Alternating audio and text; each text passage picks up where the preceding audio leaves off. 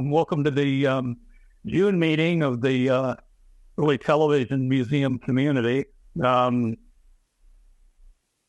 with Dave giving his usual courtesy speech, though I doubt if we really need it now.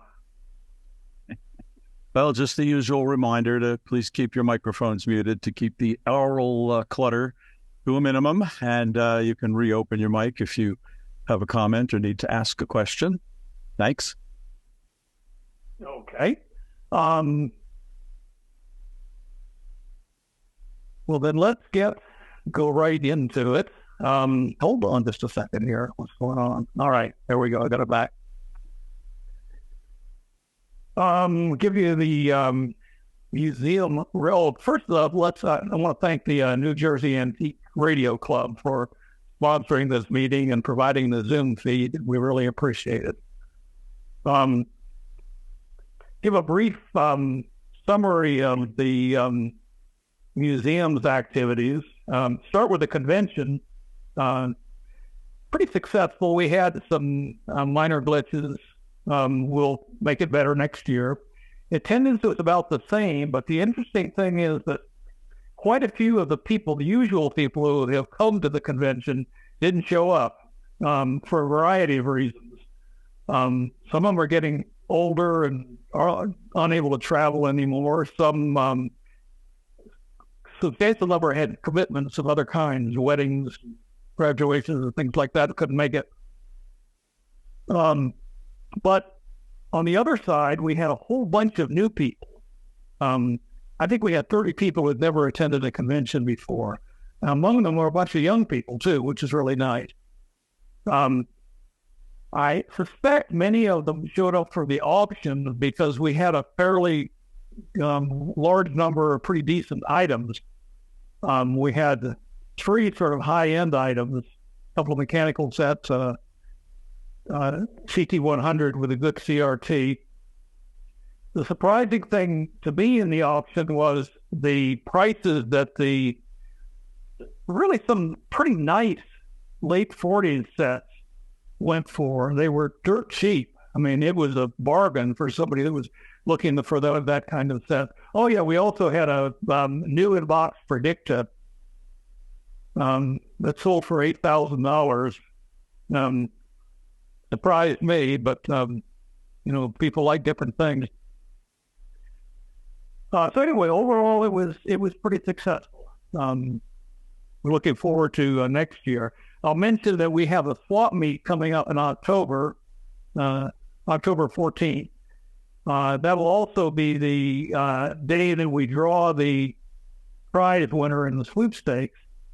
This year we did a little different. We launched the sweepstakes right after the convention because we really we didn't have the prize ready in time to do it earlier. Talk about that next. It is a prize, for those of you who don't know, is a nice TRK5. It's complete. The cabinet has been very nicely restored, not to pristine condition, but to something it's a nice job, but it maintains a lot of the patina of the original set, which I was pretty pleased with. It has a good CRT. It's completely restorable. We've sold about 35%. We need to sell $8,000 worth of tickets in order to award the prize. We sold about 35% of that. I have no doubt that we will reach the $8,000. This year, we've got the sweepstakes running for a lot longer than we have in the past. October's a long way off, and a lot of people are waiting till later to buy tickets. And we have promotions as we go along where we, include bonus tickets when you buy them, and I think some people wait for that. But anyway, if you're interested in entering, all the proceeds go to the museum. The set was donated to us. We did pay for the restoration, but anything beyond that is, pure profit for the museum. Buy your ticket, you go online, and there's a link right there that'll give information on the set and the sweepstakes and place where you can buy tickets. Um, we have had one exciting donation to the museum since our last meeting, and that is a Jenkins prismatic disc. And I'll be talking about that, and that'll be the item that I'm featuring this time. It's an interesting gadget. It was donated by the estate of a guy in California who doesn't really want much publicity about it, or the executor doesn't want much publicity about it, but we'll be showing it in a few minutes. Membership, we've gained a couple of new people. Not a large increase, but that's typically how it goes. Well, actually, we've gained quite a few. I forgot we haven't had a meeting for 2 months because of the convention. We're up to 171 members, which is higher than last year. Any questions about the museum? But let me mention one more thing that we have decided to do. Those of you who have seen the museum, the warehouse is a mess. It's just piled with all kinds of stuff, most of which we want to keep. But it's disorganized and takes up a lot of space. So as part of the weekend when we have the swap meet in October, we're going to be building some shelves along the eastern wall of the warehouse area. 3 shelves 4 feet apart, so the top one will be 12 feet up, and they'll be deep enough to hold, TV sets and so forth. So we'll be able to put almost everything that's in the warehouse in our collection of miscellaneous stuff on those shelves. That'll free up an awful lot of space in the museum and the warehouse, make it look a lot nicer. The other thing we're planning on doing is that same weekend is moving the CRTs and other equipment that are stored between the museum display area and the CRT rebuilding room. And we're going to build the one wall that has to be built of the expansion we're going to do. And that will allow us to put in a ceiling, and on top of that, storage space where we can move all those CRTs. That will allow a carpenter to come in and build the new display area, which we hope to have done by the end of the year.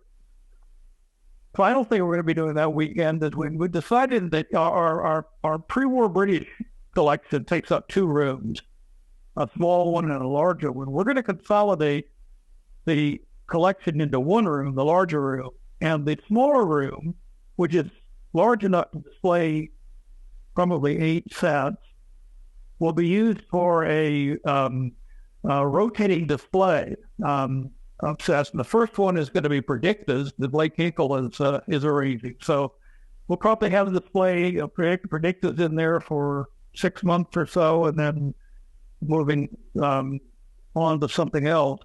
The new display area we're going to use as we get the comments all the time that the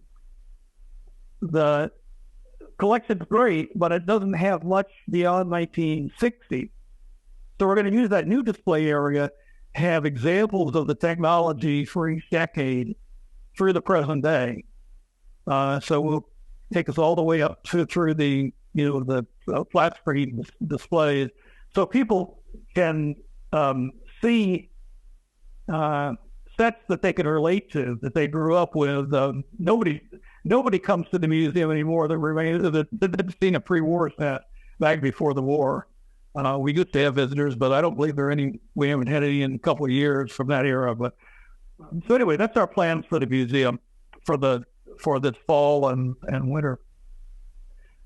So if you have comments about the museum or questions, I'd be glad to answer them now before we move on.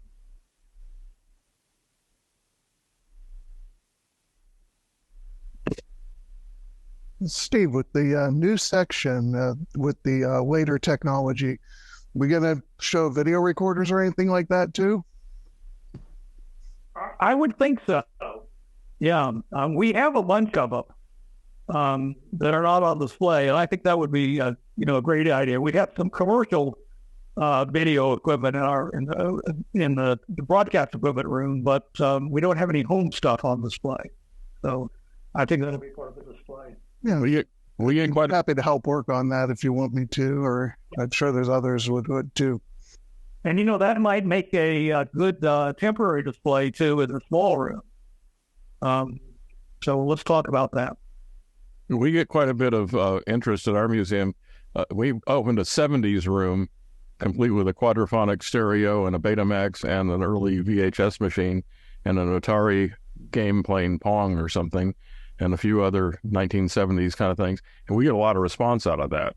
So, and I noticed that people seem to like the 1970s Harvest Gold TV sets and, avocado green and whatever earth colors there were. They seem to really relate to that because they grew up around it. I think it's a great idea to do that. Anything else? Yeah. Would the museum like a CRT-based high-def television? Well, we have one already. Okay. Probably the answer is no. Okay. We were given one. It's a Panasonic. It's big, it's heavy, and it works. We have one of those. Not on Panasonic, but we have one from very early HDTV. Yeah. CRT based. Yeah. Okay. Well, let's. Are there any people out there that are new that haven't been on a meeting before and would like to introduce themselves? Yes, I'm Jonathan Allen. I'm a physicist, and I work as a volunteer at the New Jersey Antique, at the Sarnoff Museum in New Jersey, in the David Sarnoff Museum at the College of New Jersey, and Dave Sika invited me to come here because he asked me to give a presentation at the upcoming September meeting. And so I wanted to come and see just how one of your meetings ran so I'd know how to present my stuff. Well, welcome. As you'll see, we're really informal. And we've had all kinds of presentations of various kinds and different styles. So we look forward to seeing yours. It'll be mostly about the Sarnoff Museum and David Sarnoff and some bits about his life, and show a few slides about the exhibits at the museum. In fact, just last Wednesday, I was in there with my camera taking some pictures of relevant stuff, mostly related to TV, obviously, if it's to this gang that I'm giving it.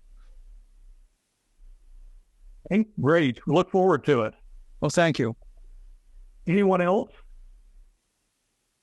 Yeah, this is Jim from Ohio, and I'm just a curious listener. That's it. Oh, well, welcome, Jim.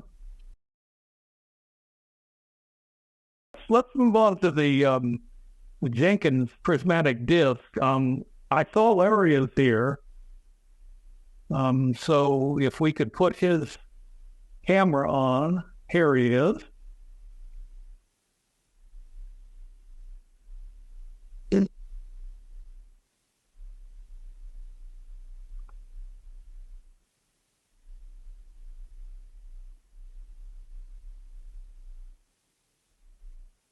Larry, your video is there. You go. Okay, great. This is an interesting device. This is actually pre-television, though. From what I understand, the record isn't clear about it actually was ever used for television. In 1922, Charles Jenkins started broadcasting still images over wire and over a radio frequency. And his first gadgets were used this prismatic disc. Um, the this let me see if I can. Is there any? I can share a screen, Dave. Without any trouble, can I? Yep. Okay. Let's see what we can do there.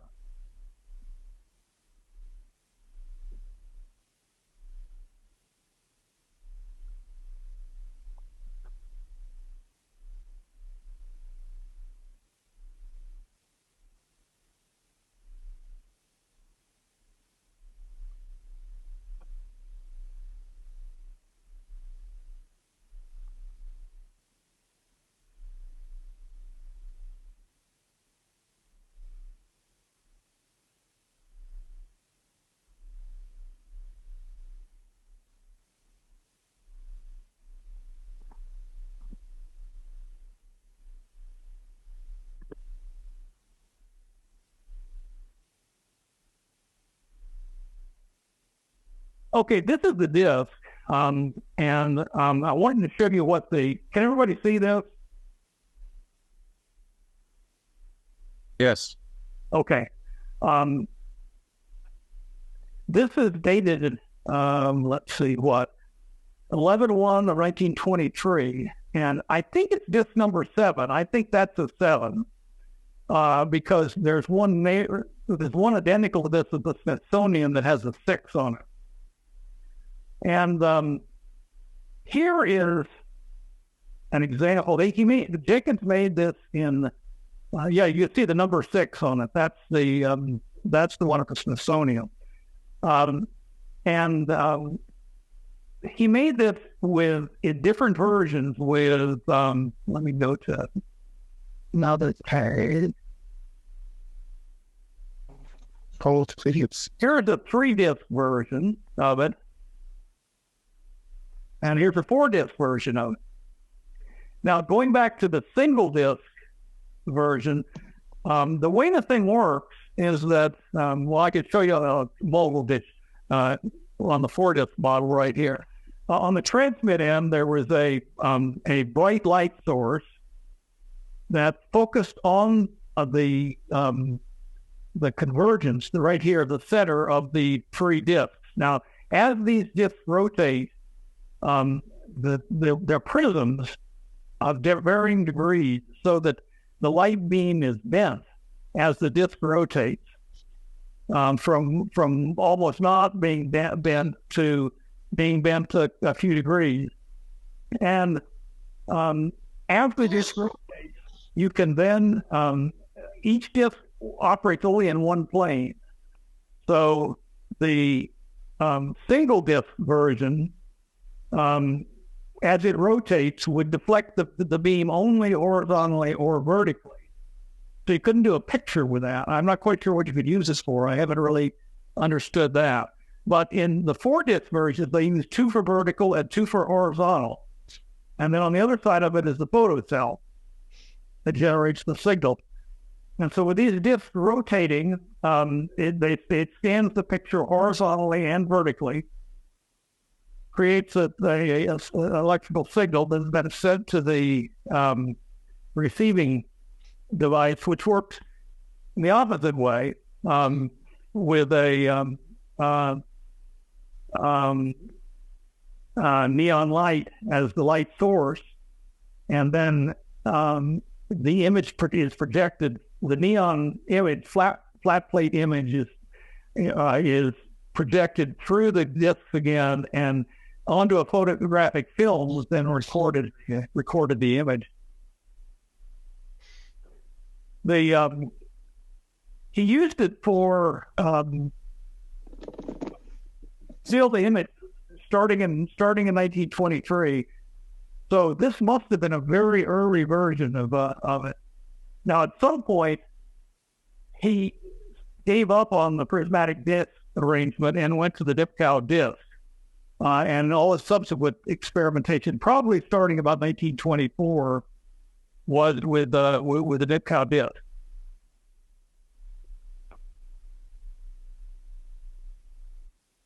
So let me see how I get.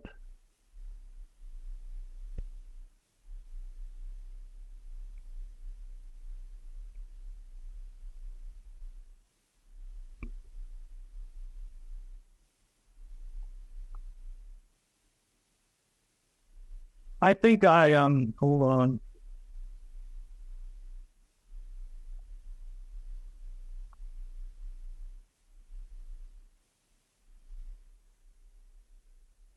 Okay, am I back? You're back. Okay, great. Let's go back to Larry again. He can, if he could pick up the disc and move it around, see how thick it is and so forth.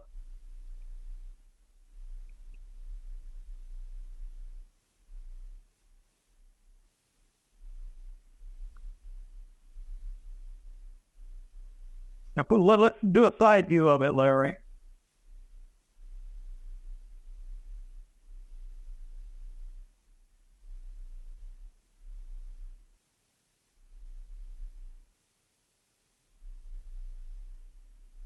Looks like we may still have Wi-Fi issues at the museum. I understand that there's an extender right next to it.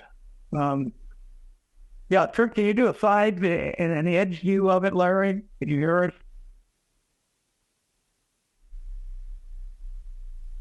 Well,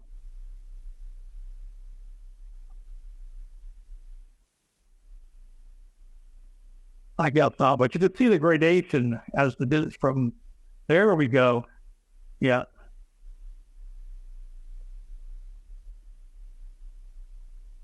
Okay, that's the Jenkins disc. We're glad to have this. There are only a few of them around. Guy at Collector in Canada has a complete system with four discs on it, and the Smithsonian has the single disc version. And I think these are the only ones that are around. Steve, I don't know if I missed it, but did you say what the discs are made out of? Glass. They are glass. Yep. Any other questions or comments? Anyone know more about this than I do? Looks like we need to find a machinist that could make a copy of all the stuff that holds it up to make it a little more impressive to the casual viewer. That's a good idea. Yeah, good luck on that. But every now and then somebody walks in. We got one volunteer who likes to weld. Right. That's a good idea. I'll explore that. I may know somebody that can do it. Well, let's move on to Matt Patoray is going to make a presentation now about preservation work at Iron Mountain. A lot of you know Matt. He comes to the convention every year. So I will turn it over to Matt, and we look forward to hearing your presentation. But maybe for those who don't know Matt, you can introduce yourself first. Yeah, good idea. Sure, because I'm actually presenting right now from and I'm sitting at the Large Scale Systems Museum in New Kensington, PA, which is a suburb of Pittsburgh. And behind me is a PDP 1170 big embed PDP 11 mini computer from about 1975. So I felt it would make a pretty nice background. And I'm hoping this all works today because my laptop decided to launch its system disk earlier today. So we'll see how it goes. Can you do Zoom on a PDP-11? Not quite. You could do audio editing on it, though. The first DAW was made on a PDP 1170 in 1979 by Dr. Stockhausen of SoundStream, because they were recording for Telarc, and they figured, well, if we're doing it digitally anyway, just editing tape and throwing it back to tape doesn't do us any good. So they took an 1170 with a lot of removable disk packs and the max RAM, which was 4 megs, and made a primitive DAW out of it. So for those of you that don't know me, my name is Matt Patoray, and I work at Iron Mountain Entertainment Services, which is the entertainment preservation division of Iron Mountain, the larger document storage and retrieval company that you may all know of by seeing their trucks run around, and they do secure shredding and storage and such. And our facility is in Boyers, Pennsylvania, in a disused limestone mine that was originally owned by U.S. Steel and had become their vital records storage center in the 60s after the government said, hey, you better think about storage of your vital records and some continuity of government in case something happens. And then in about 1997, they sold off the facility in Iron Mountain, bought it. And the way entertainment services happened is that there was a gentleman, he had worked as a producer, and he ordered from Iron Mountain some tapes, and he thought he would get digital files, but instead a couriered FedEx showed up at his house with all the master tapes that he had requested, and that he didn't know what to do with them. So he approached a couple friends, and they got together and said, hey, we could do this, we could preserve stuff, and then they would just provide what the clients needed. So that is what I do for my day job, and I'll get my presentation up here. All right, so name of the presentation is just Videotape Archiving, Lessons from the Underground, and again, I'm at Patoray. So videotape, why is preservation important in the videotape world? Well, a lot of people don't think about it, and videotape just tends to sit about, but there are some problems with it. And the biggest ones are tapes and items do get lost. Tapes are getting damaged. They can get damaged in shipment and storage and such. Tapes are just deteriorating on shelves. If any of you have been involved with audio tape preservation, there is a phenomenon with tape that is known as sticky shed syndrome, where the binder that holds the magnetic particles to the tape has actually, over the years, become hygroscopic, and it will absorb water from the air and then not become inert anymore, and it becomes sticky, and then will shed the magnetic oxide, and with it, whatever material you have on it. Also, with that, like any of this stuff, the equipment to play back videotapes is getting older, and in some cases much harder to find, or at least harder to find in a condition where it hasn't been run through the ringer and is barely functional.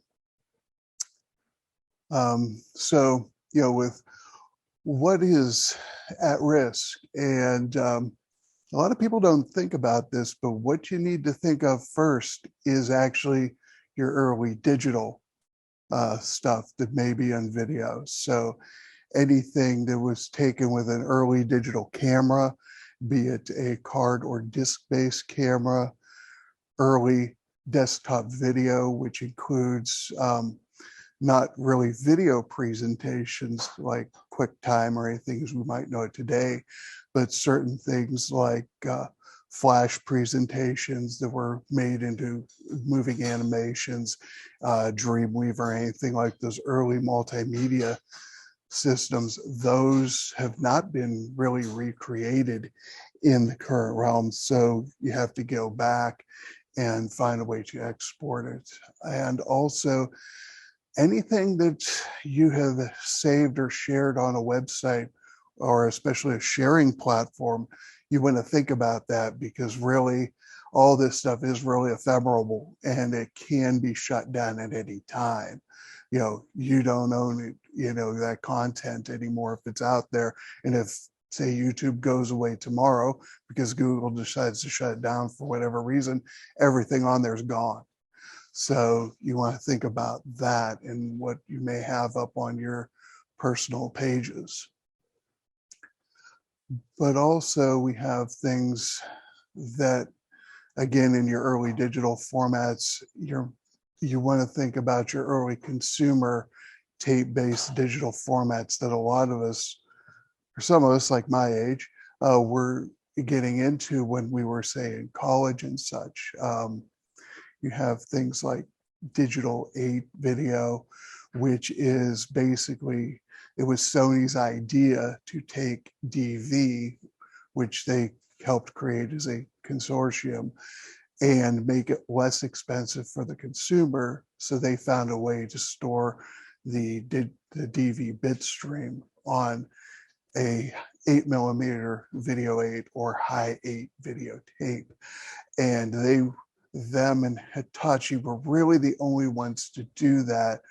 So that, you'll want to preserve that because those tapes are deteriorating and that equipment's going away very fast. DV tapes, a lot of us have shot on DV, whether it was, just as a consumer in the prosumer market, and DV would eventually hit broadcast. DV tapes are now hitting 25 years old, and a lot of them are exhibiting issues with sticky shed and other issues. Unfortunately, Sony seems to have had a problem that wasn't known at the time, but a lot of their metal evaporated tape that was made from the mid-90s onwards, be it high 8 or DV, is really starting to degrade really fast. And if it's not in very good storage conditions, that degradation gets accelerated quite fast. There's also the extension of DV that was HDV, which is high definition in a DV 25 megabit per second bit stream. That is also something you want to look at to preserve anything like that as well. And then if you were in the pro market, and I know some of us were in television, you may remember or may have nightmares about such things as Panasonic's D3 format, which was, they were trying to do what Sony did with D2, which was for the high-end market, a very widely adopted digital format, composite digital format. Panasonic thought they could do the same using a standard, basically a standard VHS type mechanism, which they were good at making, but it wasn't very good for the professional market. The decks did not hold up very well, and it kind of came and went really fast. I believe the only big user in the US, the two big users were National PBS and NBC. And then there was the extension D5, which has both, which is a component format, and it has both an SD and an HD format. And to make it even more confusing, you can use a D3 tape in a D5 machine to record a D5 signal. So if you get a tape, you're not quite sure what you have. And then you also, the original digital format, which was Sony's D1 format from 1986, is also becoming a very needed to be preserved format, because those machines are going away very quickly.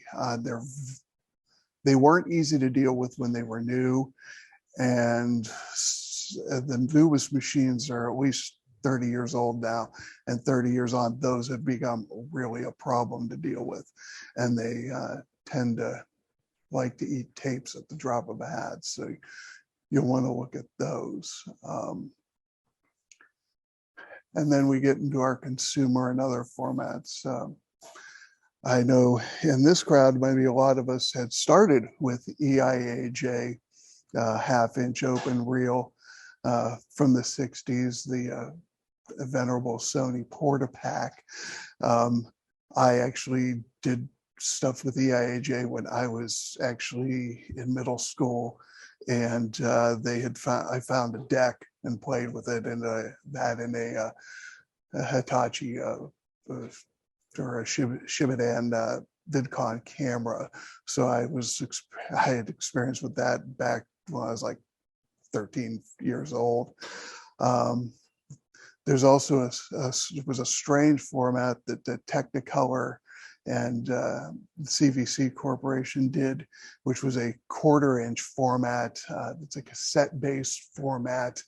That one was also not very popular, but it is out there. And also TIAC made it into a semi-professional format with decks that could actually run on 400 hertz power and were used in airplanes for logging things that might have been recorded in airplanes and such.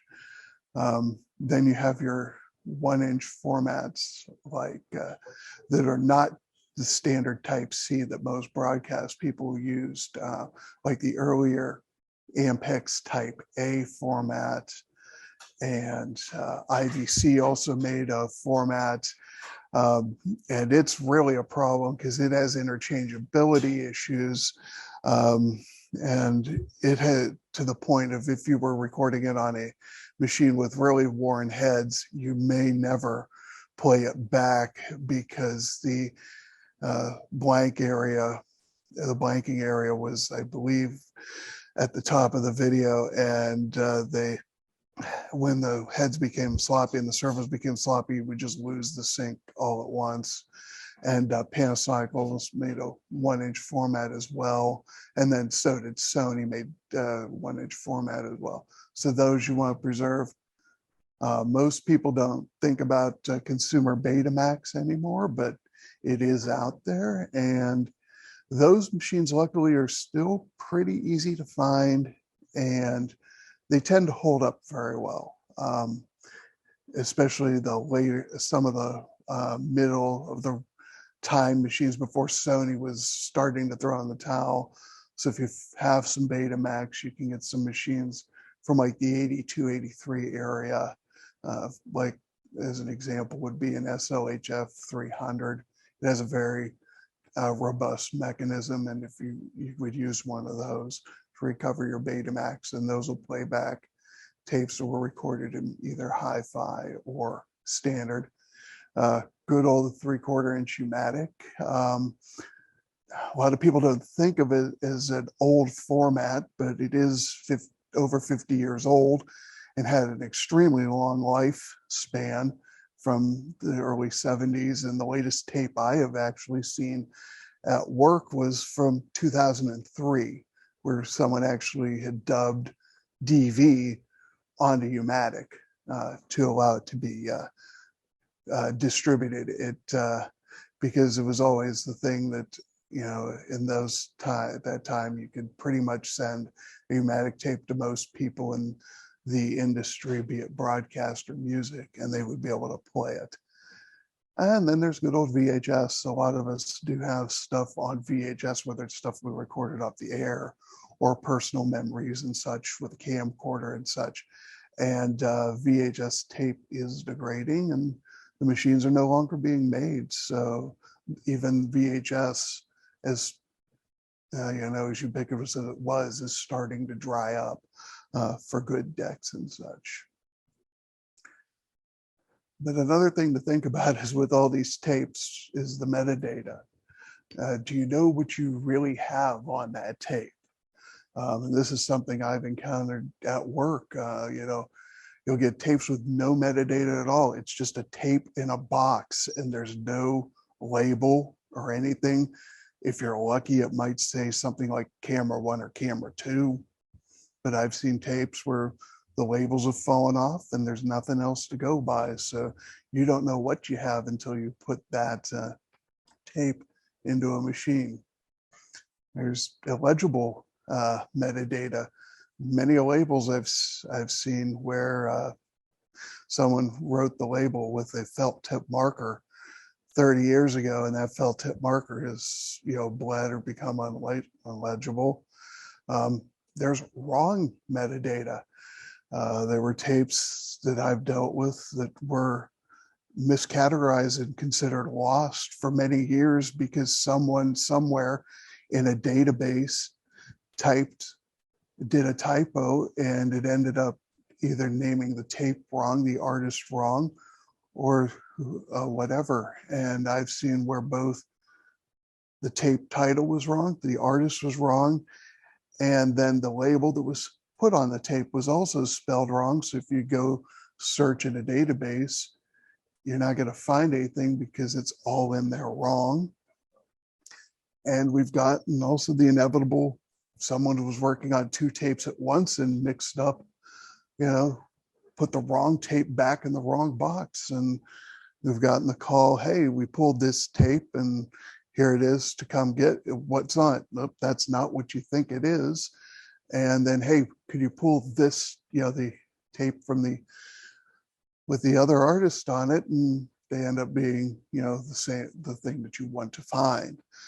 So metadata is very important. And in your own preservation of tape, you may know what something is, when you're writing it down, but if you're transferring your own tapes, make a record of what you've got on the tapes and talk about it. And if it's something that you knew specifically about, something that you produced, what you'll want to do is write a little note that goes in, with whatever you're saving, and you can write a little text file or embed the metadata, put in, who's in it, what time it was, where it was shot, all that kind of stuff, because that is history and it all does need to be preserved. And, these could be your own personal tapes, but like I said, those of us who are in broadcast or have been in broadcast, we might have recorded things that we did, a show that we did, and it might be the only copy that's ever out there because, if it was at a TV station, were they rolling tape at the time? Might not have been. Did it just go out, or were the tapes erased? And some of this stuff, people are looking for this kind of stuff now, so it is a great thing to try to preserve now. And going back to actually the preserving, we primarily work in a Mac-based environment, and I've been a Mac user for years, so my suggestions are going to be Mac based. But if you've got any questions, I can, help you with. If anyone wants to, contact me, they can, and ask about options for Windows as well. But one of your best things to get if you're going to be doing preservation of early digital and even some analog video is to get an older Mac that can run Mac OS 10.13, which is High Sierra, and give, and a lot of these machines can be got for really not a lot of money anymore. And a good Mac Pro that can run 10.13 will still be quite usable for this and can easily handle video. But also if you're migrating over stuff that's on discs or cards or even DVDs and such, an older Mac with 10.13 can still read FAT16, which is MS-DOS, FAT32, Windows, and NTFS, but on a Mac, they're all read-only. It can also read HFS and HFS plus formatted disks, which were the Mac formats from the mid-90s, from the early 90s on. And then it can also read and write an exFAT disk or an AFS disk, which is Apple's current file system, so that you can migrate it over to newer disks and newer machines. For converting formats, say you have stuff that you did and you saved it as an early QuickTime file and you want to keep it.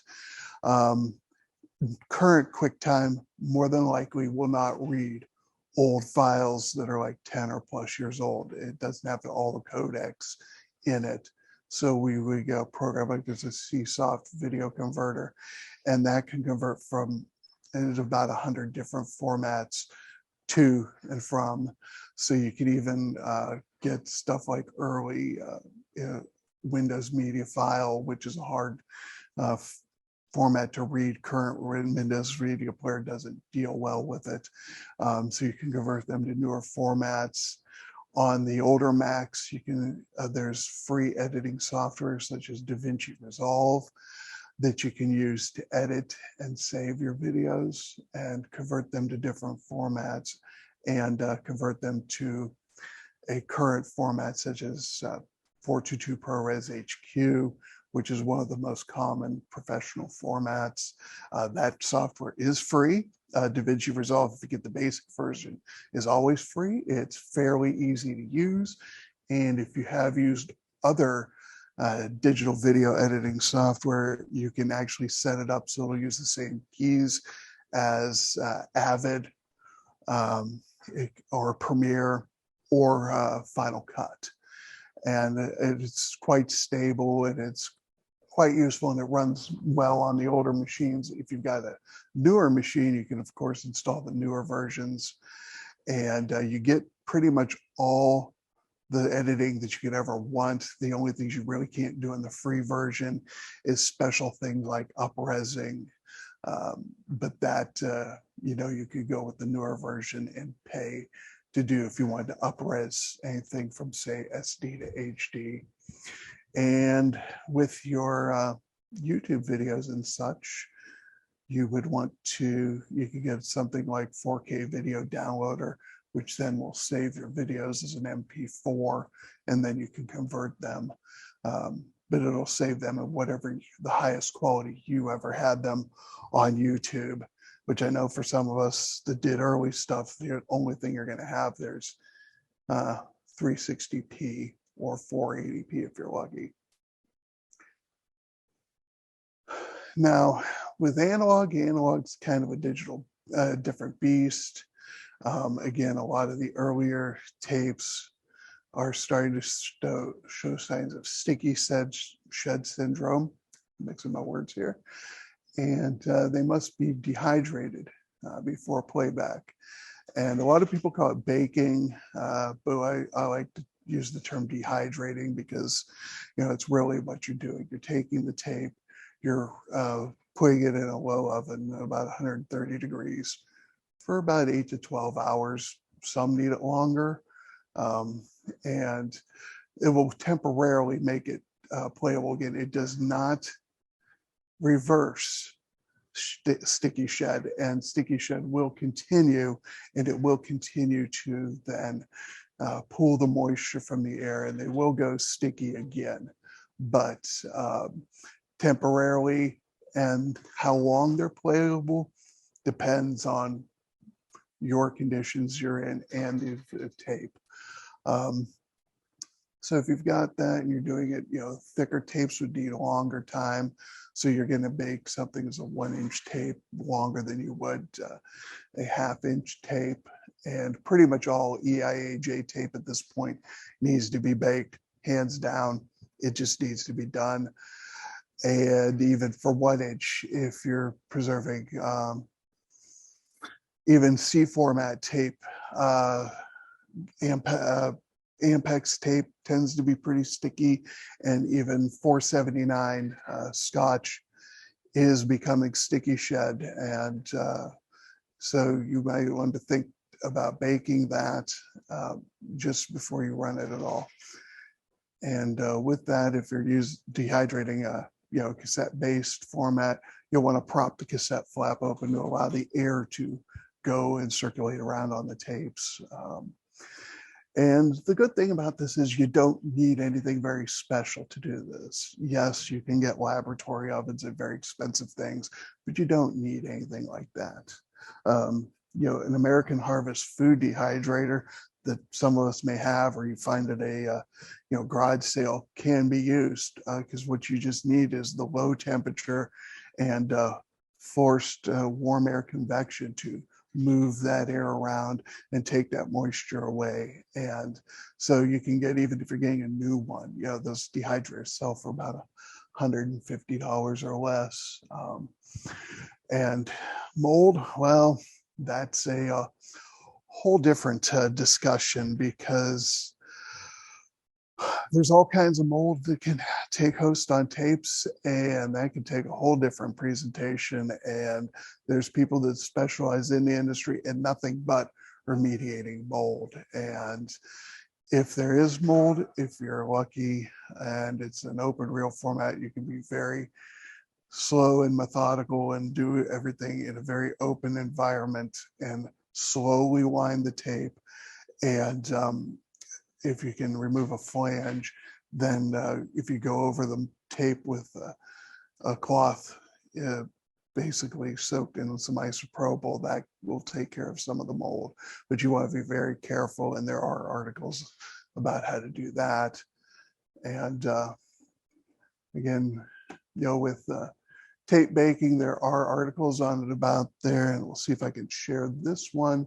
The one that a lot of people know was posted on Wendy Carlos's website, and it's called, if you were coming, if you knew you were coming, you knew to bake the tape.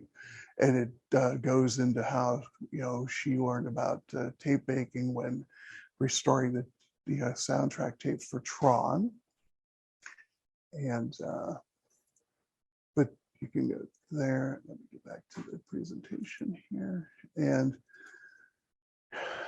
then, we'll talk a little bit about some of the equipment that you need other than VCR. You will need a nice VCR that is, properly serviced or at least somewhat functioning properly to be able to recover your tapes. One of the things that I recommend is a good time-based corrector, and one of the best out there that's an older one and you can still find it at a reasonable price is the Letcher Harris DPS 475.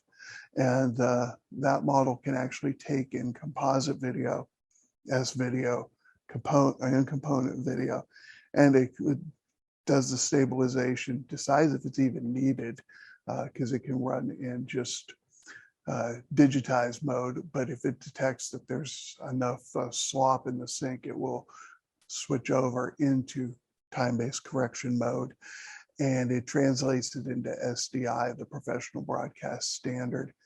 And it can also take either unbalanced or balanced video. So audio. So you don't have to worry about getting a converter if you're running a consumer VCR with unbalanced audio.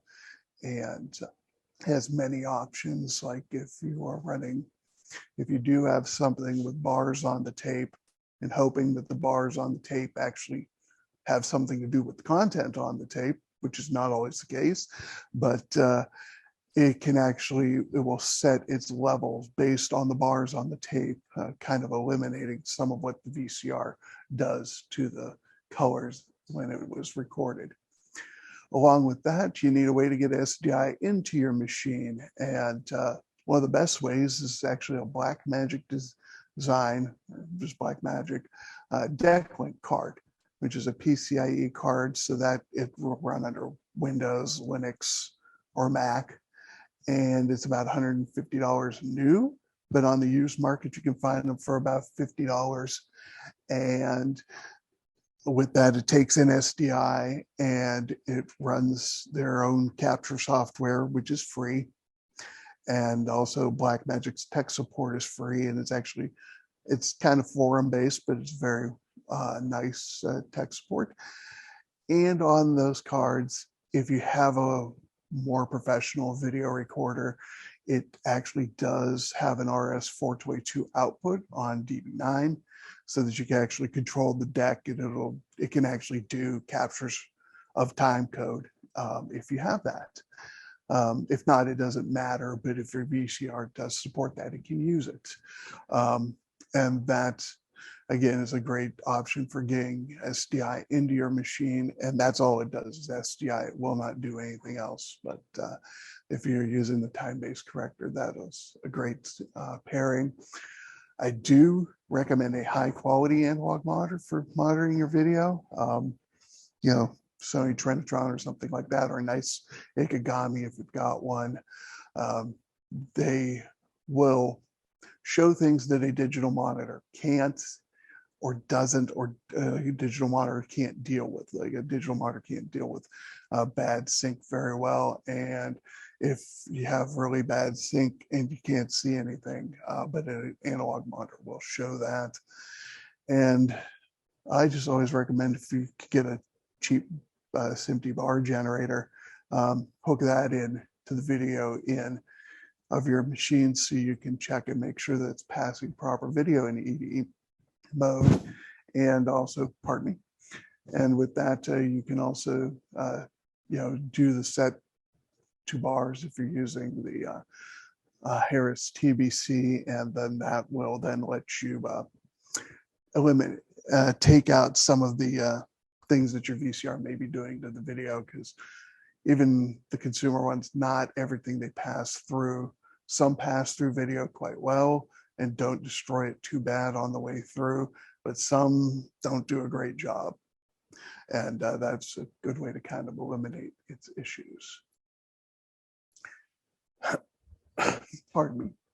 And now, when you're recovering DV and Digital 8, those are kind of going to be different cats, so to speak, because DV was kind of the Wild West in video terms, because there were so many different formats that all used that same 1/4-inch tape.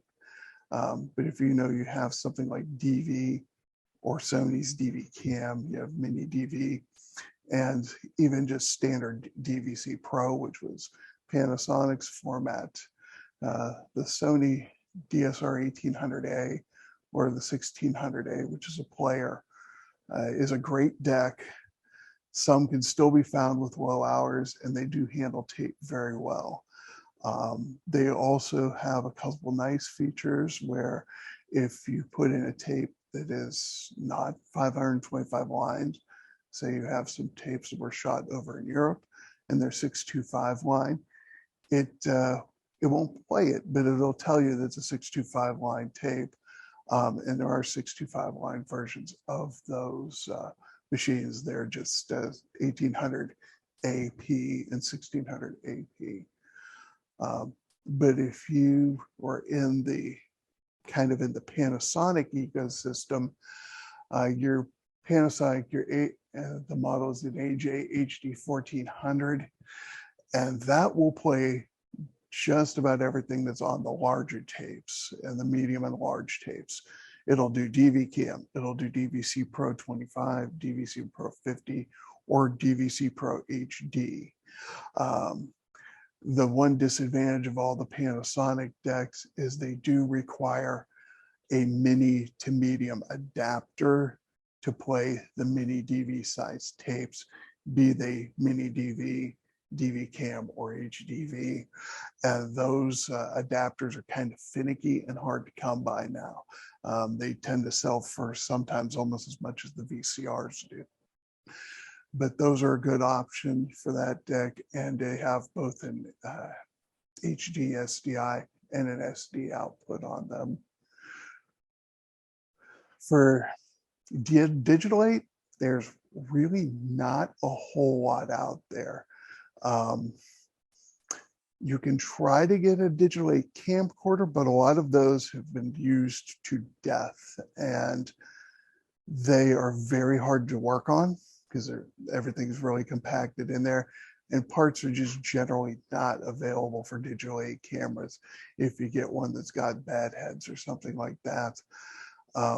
But Sony did make a Digital 8 Walkman, the DVD 200, and it can play Digital 8 tapes, and it will also play Video 8 and High 8, and it has a digital time-based corrector and a digital noise reduction for that usage when you're playing analog tapes. Now, it does only have two outputs, and that's either DV or analog, being composite and S-video. So you would need to run it through either a leech, or you can actually run it through, if you have a machine with FireWire, such as the aforementioned Max, you can run a system called DV Rescue, and that can record. Or if you're really getting into it and you have a lot, you can go get what's called a Miranda DV bridge, which does to and from DV to SD. And if you're lucky and you find a leech with a DV option, that can be used as well, but those are somewhat rare. It was an option that could be added on, and it was a board. It was actually made for them. It's all Sony chips, and it just goes in and plugs into the standard machine, but it does allow you to use the DV stream and also control the deck from the TVC. And then again, you would, if you had the Miranda or the Leech, you would need a Blackmagic deck link. Now, if you do have Firewire, and a lot of people don't know this, but actually you can capture a DV stream directly in current QuickTime if you've got a Firewire connection. And that can be either on an older Mac directly through Firewire, or Apple sells adapters that can adapt the current Thunderbolt. You can go Thunderbolt to Thunderbolt 2, and then Thunderbolt 2 to Firewire.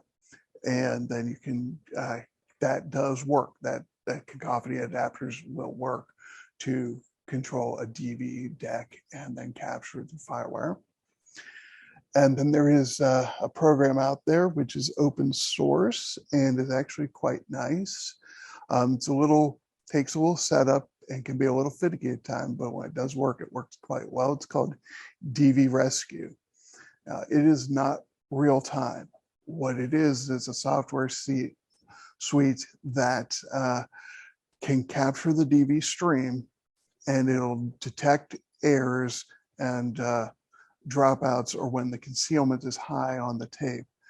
And what it does is it'll go and try to recapture the same section, and then you can have it capture 2, 3, 4 times, and then it will take all these captures and merge them into one to help to recover any lost data. And it does a fairly good job, but it is not at all real time. So the captures can take, like 6 to 8 hours, but are completely automated. And then rendering the file out back to, say, a ProRes file does require a pretty processor. It's pretty processor intensive. So it would need a pretty hefty Mac to, be able to keep anything close to real time. So you might be looking at 6, 8, 12, 24 hours to render out a file. But if you're not worried about time and you're not under time crunches, it is a nice system. And there's a large community developing around it. A large community of archivists are using DV Rescue, and it's getting better and better all the time for helping with these problematic DV tapes.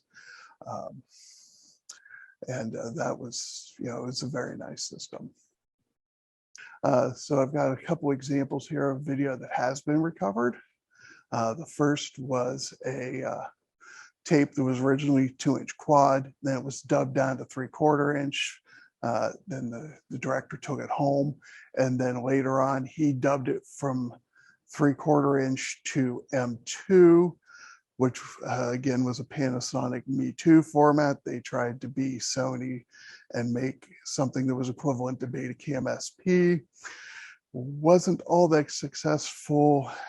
It was used a bit, but it has become quite problematic over the years because they tended to use really thin tape in the tapes, and the machines were very complicated because of that thin tape, and they have not aged well. But I was able to get that dub recovered. The second is also an M2 recording, but it was a direct recording from a NASA satellite feed, C-band satellite feed back in the 80s. And then the third one is an HD cam recording that I recovered. Now, this was actually something I did for work, and one of the few things I can actually talk about because it's actually been released. And it was originally shot on HD cam back in 2008 as a 1080 PSF, or progressive segmented frame, 29.98 master. The color correction was then done to the tape after we captured it. And then it was a 4K upres was done by the label, which was Sony Music Entertainment. And what they did was use it to replace an original recording of the video, which was a 360p YouTube video that was posted back in 2008. Matt, this is Dave Abramson. Yes, sir. Am I online here? Yes, I can hear you, Dave. All right, I'm very much like you into restoration Uh-huh. on a very much lower level than you. With whatever I've accumulated Mhm. over my years of broadcasting, and one of my favorites is the Sony 3/4 inch BBU 950, which was Yes. probably the greatest machine ever made. Yes. And We love them. in my case, it has the built-in time-based corrector. Mhm. I have the outboard time-based adjustment. And I also have a repair expert here in Philadelphia, who I'm not going to put out here on the internet, but if you want to contact me, I will give you his name. He's just done a little rework on my machine, and it is spectacular. That thing is just amazing. Just to salvage. They are an amazing deck. I really do. We tend to use 950s and 920s at work when we can get them in good condition. They just really do handle 3/4 inch quite well, and that time-based corrector does a great job. It even does a good job in recovering those fun tapes from AGFA that like to self-erase. No, and it's so much better than any of the 5800 series machines. There's no comparison between the two. And we also use an 800 at times, because there's sometimes that 800 will pull a tape that'll pull video off a tape that nothing else will. There was just something about those 800s, and we have a BVT 810 with it, and it's a heck of a setup there. Again, recovering. I hate Ampex tape.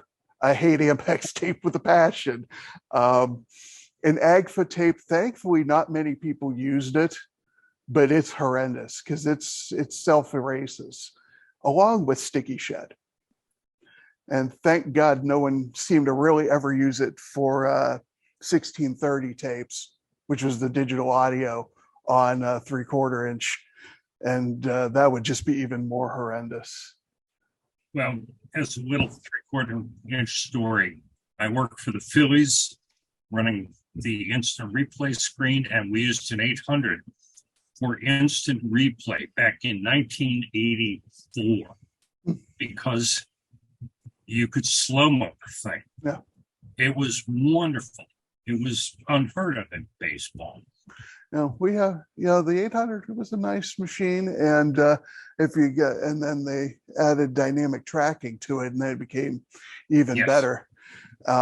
And that's why, for recovery for 1 inch, nothing can beat I just like a BVH 2000. I think a BVH 2000 is a great deck. Yep. It handles tape well. The external, the BVT 2000s, it makes a great combo. I personally detest the 3000 series because if I get one in, I'm going to be working on it for 40 hours replacing capacitors before I do anything else, and hoping they haven't peed all over the board and eaten through those 6-layer boards.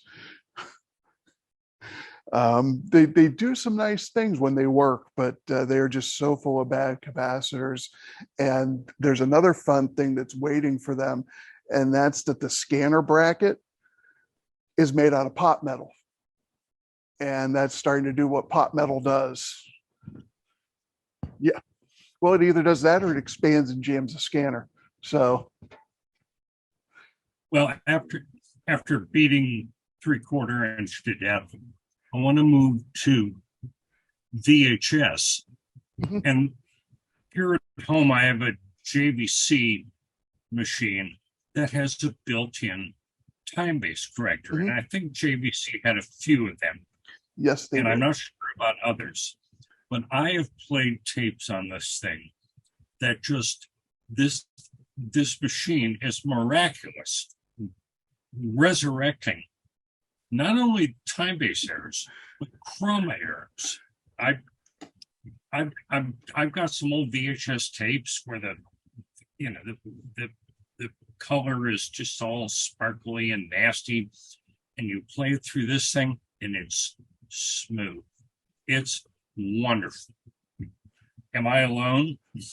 No, those JVCs, they're pretty nice machines, and what they can be pretty nice. And we actually use a couple of the older ones. The only problem with the really older ones is you have to get the 7-pin to 4-pin adapters, because they on those ones use that 7-pin connector that's like a dub connector, and it's still YC, but it's different. And those old ones JVC machines handle VHS tape quite well. I'm not a fan again of Panasonic's. I'm just speaking as an amateur guy, pure at home, trying to save a few tapes, not anything museum quality. Mm-hmm. Don't really like M2. I know a couple people had it, but it wasn't a fun format, and now it isn't a fun format to be with. And I personally don't recommend if you're getting into this, any Panasonic decks, because any Panasonic decks that you would get for VHS that are semi-pro are going to be from the 90s, and they're so full of bad surface mount capacitors. You're going to be replacing surface mount capacitors, hundreds of them, and it's really not fun. But so that was kind of where I stand. And if you guys have any questions, I'll be here, and you can shoot me some stuff in the chat, and I'll put my email address in the chat as well. So if you guys have any questions, you can feel free to use me as a resource. I said the same thing to Mia, feel free to email me. It's what I'm here for. I love doing this. All right. Well, thank you. That was absolutely fascinating. I always love talking to you about this stuff. You're only about 100 times more knowledgeable than I am. I'm gonna just jump in for a second here, and I see that a guy named Bill Seary is listed in the participants log. And if I'm not putting you on the spot too much, Bill, I have not met you in real life, but I know of your work. Would you be willing to jump in if you had any thoughts on the subject? We'd love to hear from you. You caught me. Ha! Matt did really well. I don't know what I can add to it. I differ on a few minor points, but they're minor. It's just how you do things.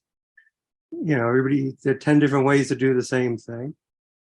But no, I'm always happy to hear Matt talk, and great job. Oh, thank you very much, Bill. I do appreciate that. And I think a lot of us have seen your work, and we all very much appreciate and see what you have done. And I've been amazed at some of the things you have done as well that I have seen. And it's been some great quad and 1-inch recovery that I've seen. Yeah.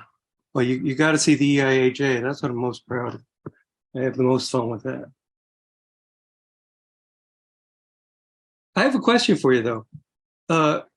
I know you've been collecting stuff for a long time, and you do the old VTRs list. And is it your stuff that went to Iron Mountain and you're working on, or is it's just a job?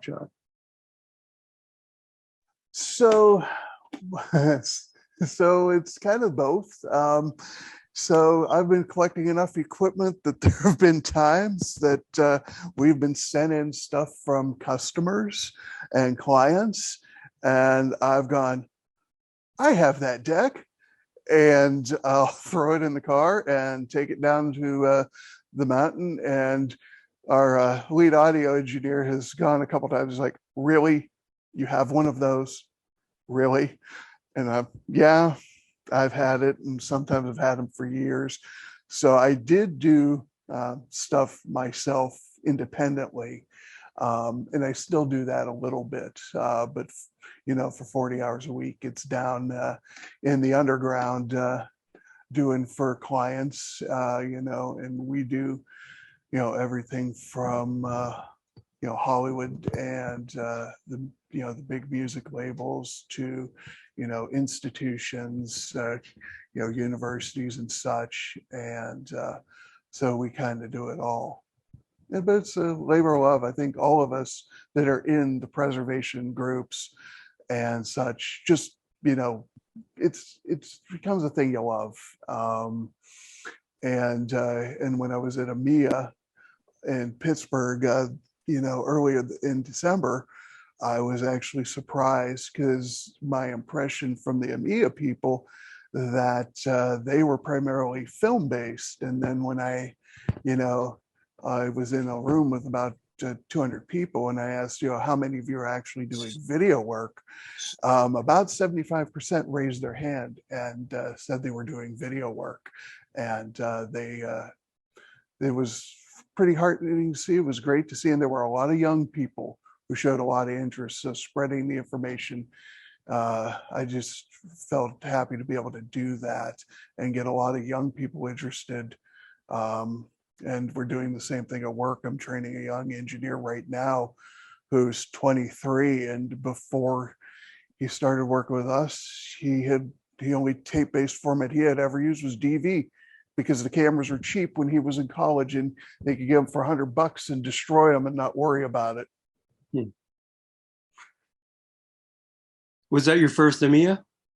That was my first EMEA, and they had me and our audio guy, Matt Stack, and we followed Rick Seebeck, who is a Pittsburgh legend. And it was a little unnerving to follow someone like that and then be followed by someone who's talking about, restoring Orson Welles' Chimes at Midnight. But it was a great experience. I really enjoyed it. Good. Matt, I'm the co-chair of the Audio Engineering Society Historical Committee, and we just finished a seminar at Library of Congress, Culpeper. Have you ever been over there? I have never been over there, but we did send some people over there. I didn't get to go, but we had a couple people there. I think Mark and a couple other of our people were over there, and I know there were a couple of biggies from Universal Music were there too, making some presentations as well. They have quite a video transfer facility over there. I don't know if it's as big as yours, but it's pretty neat. Ours isn't as big as people think it is, and because right now we're one of the smaller ones because we're constrained by the mine and how much room we can get in carved out spaces. So really, for all we do, there's 3 video engineers. So we keep running pretty good. They keep us running pretty busy.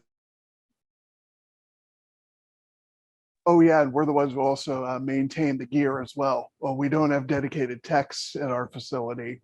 But that's why I use, you'll see me pop up on the old VTRs list and places like that, which, the old VTRs list, if you guys don't know, it's old VTRs groups.io. It's a great resource. And it was started back, it's over 20 years old now. And it originally was a Yahoo group, and we migrated it over to groups.io, and we're able to preserve all those 20 years of conversations. And there's a lot of tech info in there. There's a lot because there were a lot of crossovers from the Ampex list over to our list as well.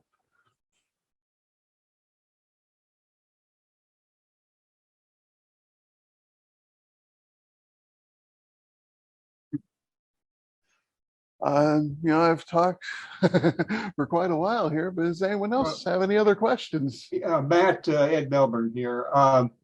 What is your customer's favorite final format, physical format?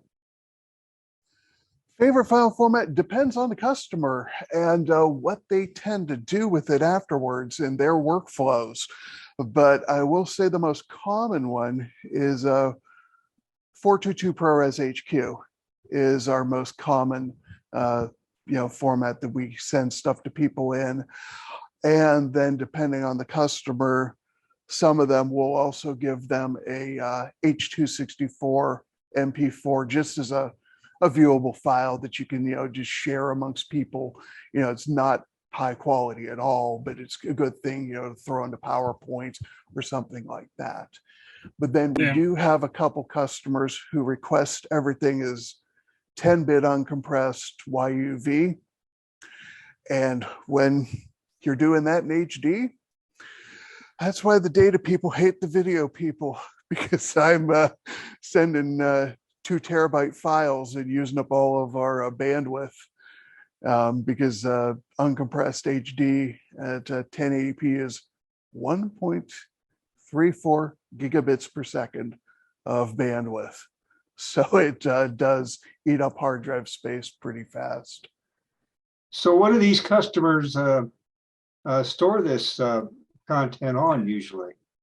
They have their own cloud services that they have done. Their secure cloud services that they usually own and or at least they manage, and then other companies do the back end. And then we also will send them backups of what we've done on LTO tape, once or twice a year for video. And we send things, we're using LTO 7 or 8 right now because it gives you, a couple of terabytes on a tape. But that's just backup. But we just, they send us a link to their secure server. We log in and just upload it through, there's a service called IBM Aspera, which is a secure end-to-end connection that will allow the transfers over the internet. No one uses things like at one time, years ago, everyone used, file sharing services, but those are very unsecure. So they do secure links between machines now. Thank you.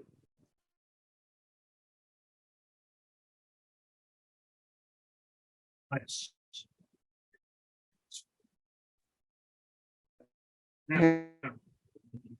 People who are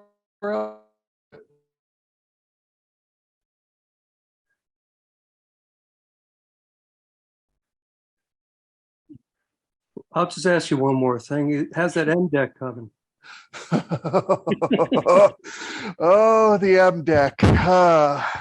Well, it's being Panasonic, I'll tell you that. And it's right now having just about every capacitor inside of it replaced, just to get the power supply stable enough to run. And because I don't want to deal with leaky capacitors again, I'm not doing it, but it's actually our facility in New Jersey. They're actually working on it right now.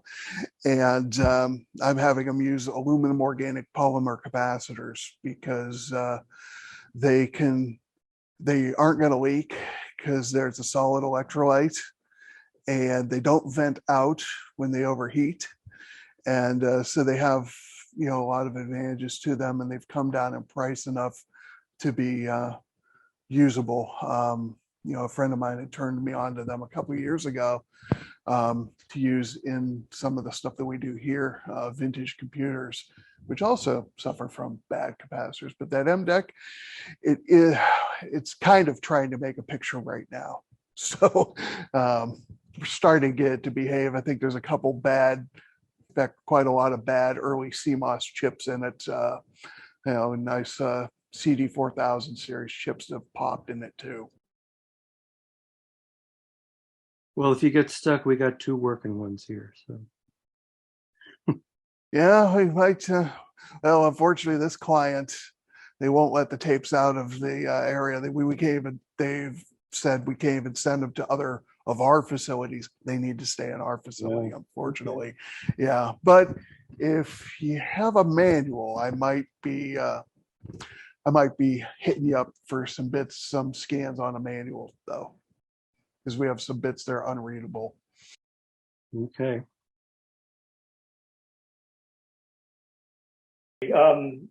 Let's open it up for general discussion. Anybody have a topic they want to bring up? Any questions they want to ask? Now's the time to do it.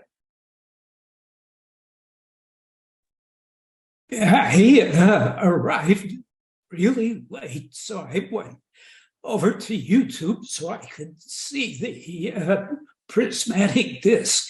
And I want to apologize to Matt because I completely missed his presentation. I'll have to look at it on YouTube. But the reason I wanted to see the disc is because I remember something similar from the Henry Ford Museum. And I went back and looked at my pictures, and they had a prismatic ring rather than a disc. And I wonder if you've seen such a thing. Well, that's what we have. We have the single ring, a disc. They're called both things. That's what was just donated to the museum. This is not a disc. It's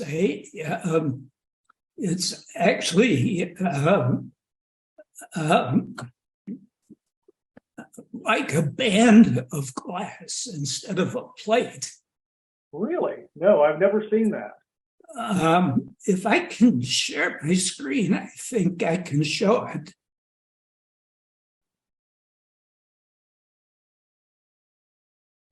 Please do. Can you see that? Oh, yeah. Yeah, that is pretty neat. And I'm not sure if it's another Jenkins thing or somebody else's. But it's in the case with other things that I think are Jenkins. So I'm had it in my head anyway that this is another Jenkins invention. You know, I think it probably is, though I have never seen anything in any of the stuff I've seen about Jenkins. I've never seen that. I will do further research. Is that on display there now? I no, as far as I know, they took out all of the TV section, and in fact, several years back, somebody contacted me to share my photos because they had disassociated the signs and the artifacts, and they wanted to try to put them back together again. Huh. Fascinating. Steve, is there a 1-minute description of how the prismatic disc works versus a nip count? I've never heard it. Yeah, the disc is made out of glass, and the thickness of the glass varies, and it's a prism. And as it rotates, different parts of the disc have different amounts of prism effect, bending the light. So when you scan, you can scan, for instance, a line with it. You can scan horizontally, and it'll project from a image that's projected into it. It will essentially scan horizontally into a photocell. You could use it the other direction for the horizontal plane. So you notice that they have a single disc system, or he had a single disc system that I can't figure out how it worked. I'm still trying to figure that out. But with the 2, 3, and 4 disc systems, the way it worked is that one or more of them did the horizontal scanning, and one or more of them did the vertical scanning, depending upon the design. So it sounds kind of like the mirror systems. Well, I guess, and that it's made out of glass, but it's basically using the prismatic effect to bend the light beam from the source and project it into a photo cell on the transmitting end, so that you get one pixel at a time projected onto the photo cell.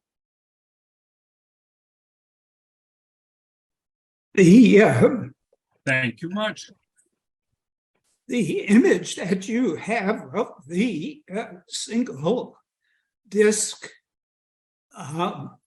with some film and a crank, I suspect what was going on there was that the single disc was making a horizontal scan, and the motion of the film vertically was making the vertical scan. I thought so too, but in looking at the mechanism, it doesn't look like the film is connected to the crank, the film transport. Now maybe there's just pieces missing from it. Maybe there was a belt or something that's missing. But that's what I thought too. And then I thought, I'm not sure how that would work.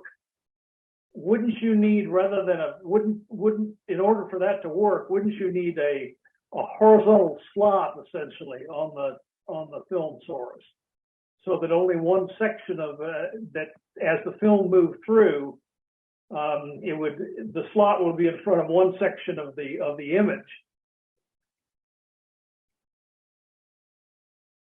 If I'm making any sense. Yeah, that does make sense. But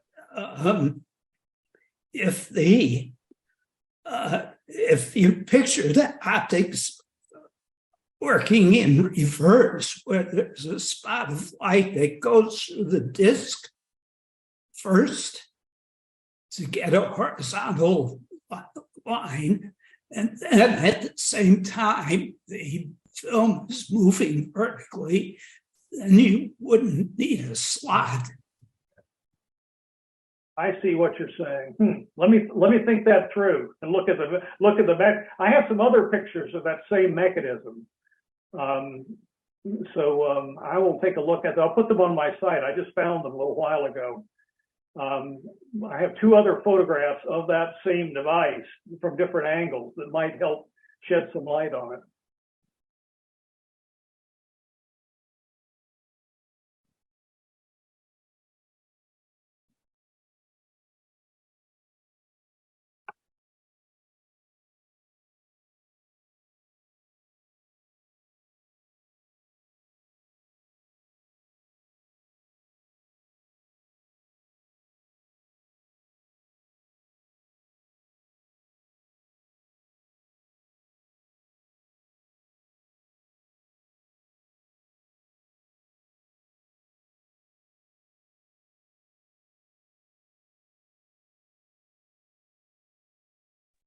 Well, I'm going to go get something to eat. I'm starving, and it's 2 hours early around here, so I haven't eaten yet tonight. So I'll leave it to the rest of you. Keep talking as long as you want, and hope we see you next month.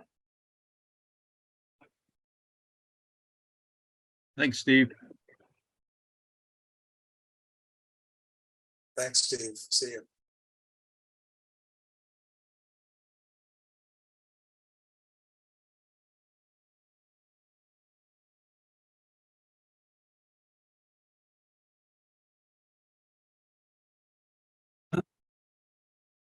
As I said, I came in late, so I don't know if anybody mentioned, but Jenkins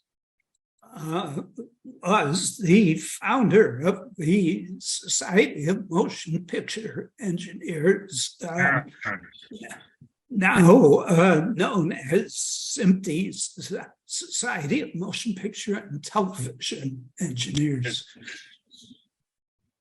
Early video.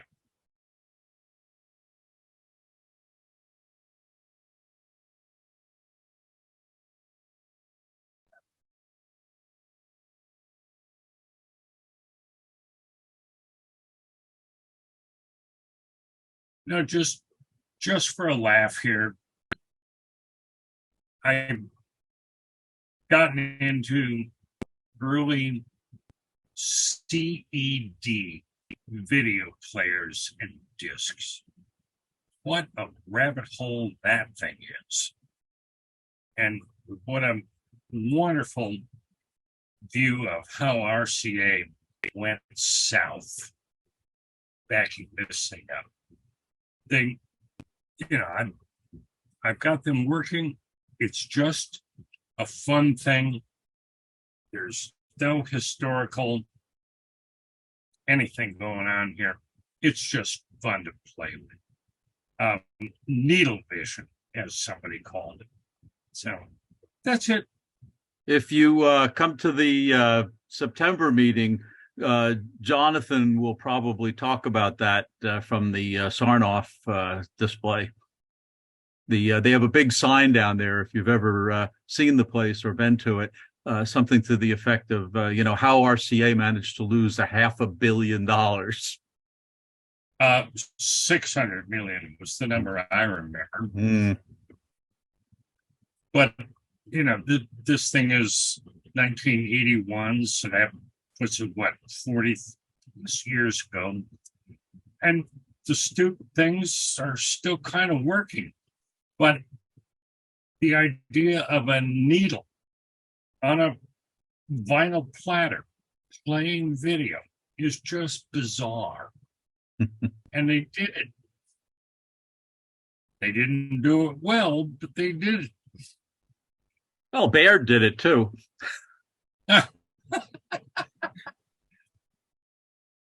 Or what was that other thing? Phone vision or something like that?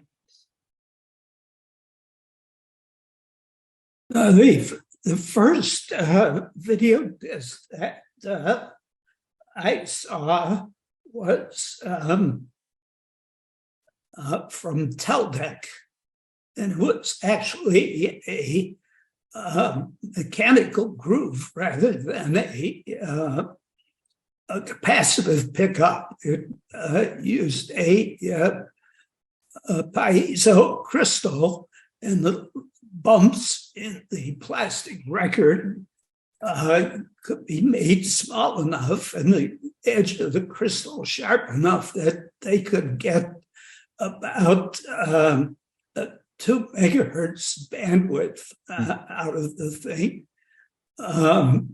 It wasn't clear whether it ever could be improved enough to carry color, but that was actually one of the earliest attempts at making a video disc.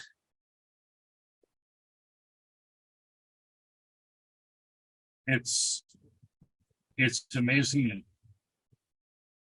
The idea was great. I think the idea was great. That it works today. Anybody that can get these things, dumb things to play, is a miracle, given the age and degradation. It's just fun.